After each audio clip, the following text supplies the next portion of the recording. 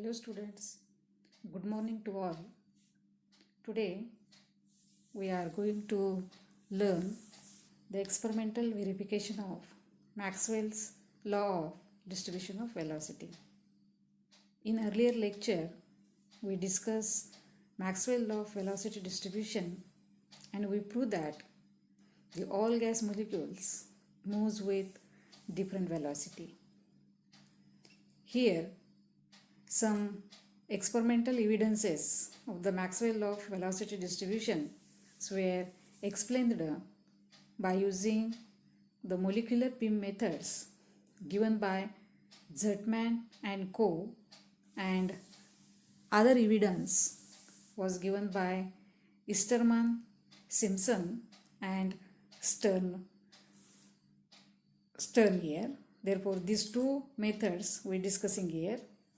The first one is the Zertman and Co's method, and second one Easterman, Simpson and Stern method. The first method, Zertman and Co's method. The experimental apparatus given by the Zertman and Co's method is shown here.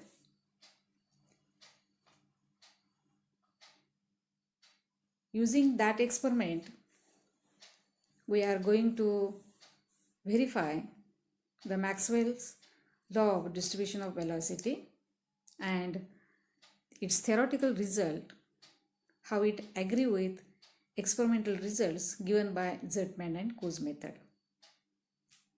That apparatus mostly consists of electric oven. That electrical, here is oven, the silver metal gets heated up to its boiling point so as to vaporize. We know silver atoms start to melt at the temperature 961 degree centigrade and it start to vaporize up to its boiling point like 2162. Here such a silver vapor beam passing through the small opening of the oven and it enter into the number of slits S1, S2 and here this S3. These three slits are along the one side of that here this drum. The third important part of that apparatus is drum. This is the circular here this drum.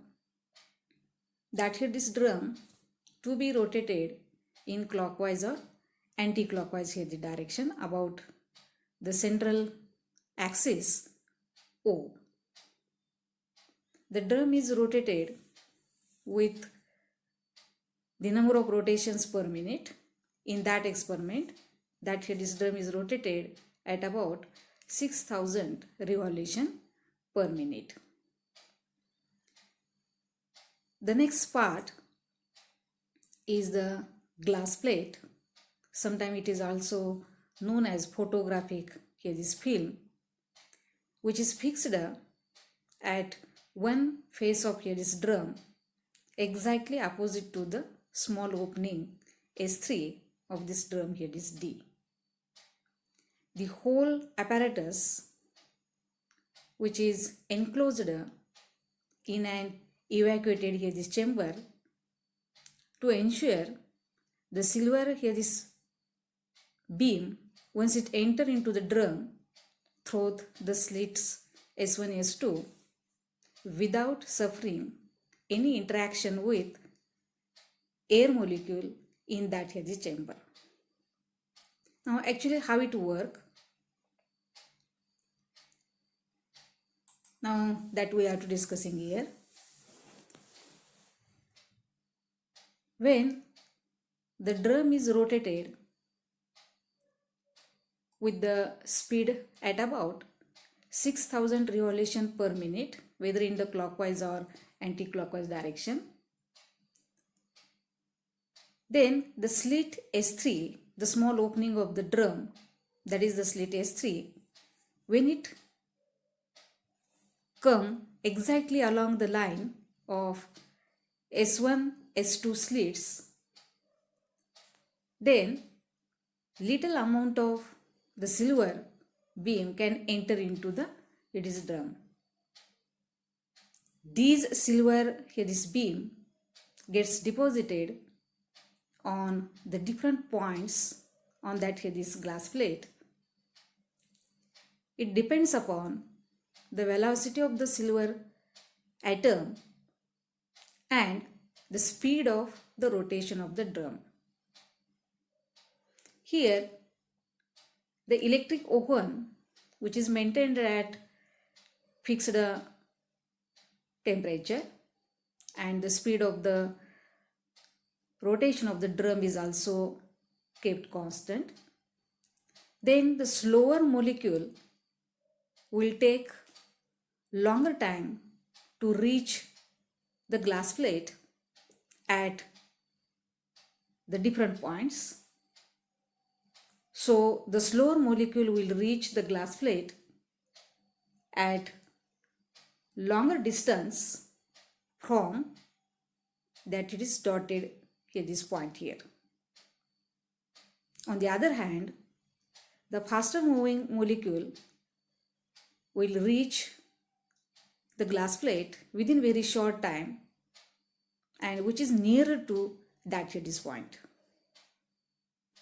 The distance of the point on that here, this glass plate from this dotted here, this point, it measure the molecular here, the speed of the silver atom, the density of the silver atoms deposited at the various of the point is determined by using spectrophotometer, and it gives the relative number of the silver molecule at various the speed. Once we plot the graph, the density of the deposit of the silver atom versus the speed, then the experimental here this curve, which is shown by here this dotted line, that here this distribution velocity of the silver atom exactly agree with the theoretical prediction given by the Maxwell law of distribution of the velocity, and that is shown by here this solid line. Thus, the Zudman and Coase method, which proves that the theoretical prediction of the Maxwell law exactly agree with experimental here the result. Now, another experimental evidence was given by Easterman, Simpson and the Stern method. In that experiment, the apparatus used by Stern method is, it consists of electrical oven which produce cesium vapor beam, the collimating slit S1, through that here the slit, the cesium vapor beam passing through that here the slit.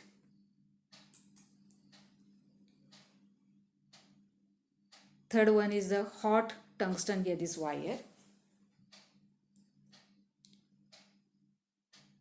On that here this wire, the cesium atom directly strike here, and the whole apparatus is enclosed in an evacuated here the chamber.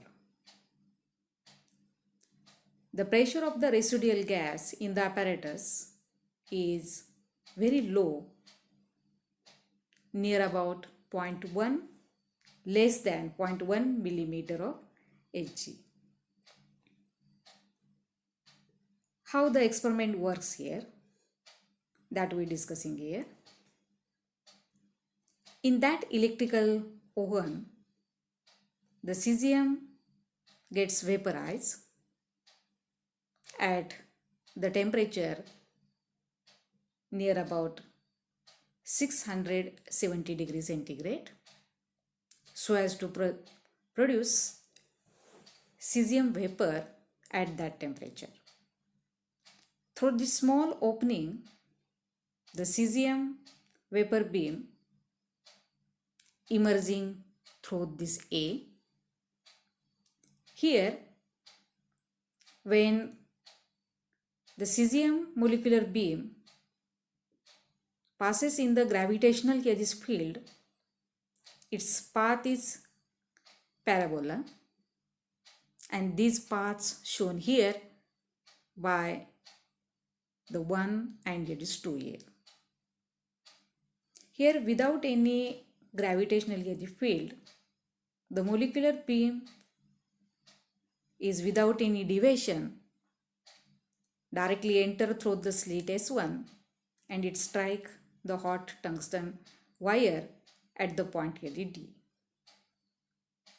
Most of the cesium vapor molecule also goes in the another Hughes path which do not enter into the slit Hughes S1. Now just see here, in the gravitational Hughes field, if the cesium vapor atom is in the parabolic path and once it enter into the slit, collimating slit S1, it directly strike at the point Hughes D1 on this hot tungsten Hughes wire.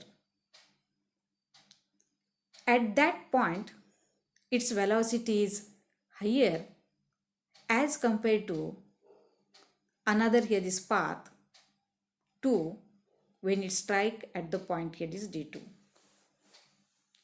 Now, actually what happened at the hot tungsten wire when the cesium atom strike at the various points? When the cesium atom strike the hot tungsten Hughes wire,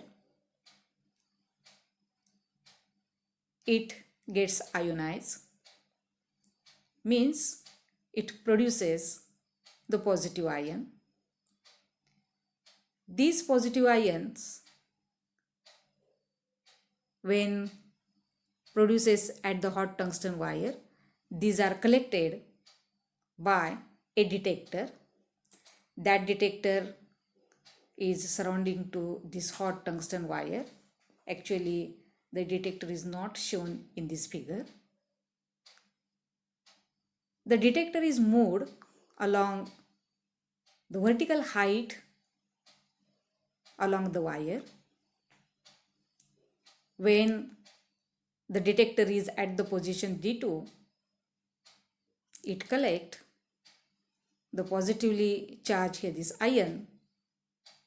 When it gets ionized at the point Hughes D2,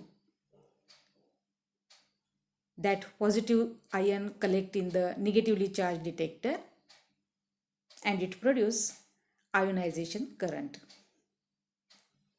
Similarly, at the point Hughes D1, here the high velocity beam strike at the point Hughes D1. Here at the point Hughes D1, the positive charge Hughes ions collected in the negatively charged Hughes detector at the position D1 and it produces again ionization Hughes current. Hence, the vertical height of the detector represent the magnitude of the velocity and corresponding ionization current indicate the number of atoms striking the wire at particular Hughes point. Hence, we plot a one graph. The ionization current which is produced at the various places on this hot tungsten Hughes wire at that here this position the velocity of the cesium atom is different. The vertical distribution of the ionization current with vertical height gives us velocity distribution. Such velocity distribution we show here. Ionization current versus speed of the cesium here this atom. The experimental here this curve is shown by here this dotted line. That experimental here this curve exactly agree with theoretical here this result predicted by Maxwell's here this law. Thus, Easterman, Simpson and Stern here the method, it gives the more precise here this result for studying the velocity distribution using cesium molecular here this beam. Theoretical and experimental results agree exactly with each other. Now, in that here this article, we discuss two evidences to explain the theoretical here this result, how it agree with experimental here this result. Thank you.